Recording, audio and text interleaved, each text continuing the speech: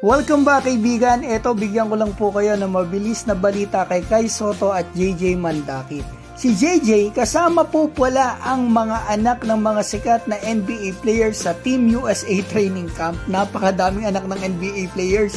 At eto si Kai Sotto, yung jersey niya, ino-auction ngayon sa Japan. Simulan po natin dito kay JJ Mandakit. Kasama po siya sa nilabas ng Team USA Basketball sa U17 training camp nila. 36 players kaibigan. Akalain mo, madami palang anak ng mga sikat na NBA players ang andito.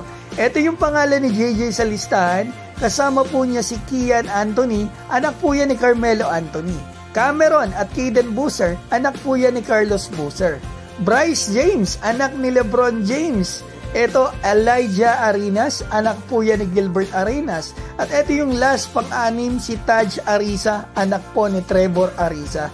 Bigatin ang mga tatay ng andito, pero abangan natin kung mapapasama po si JJ sa final cut ng Team USA U17. So ngayon, punta na po tayo kay Kai Sotto. Yung team po niya na Yokohama B. Corsair ay may nilabas po na online auction.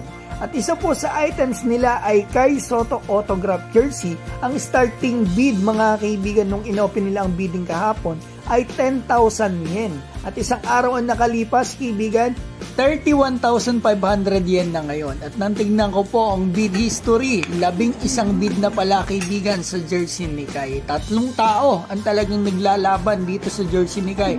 Ang highest bidder sa oras na ito ay si Mbok AM. Ito po ay 31,500 yen o katumbas ng halos 12,000 pesos.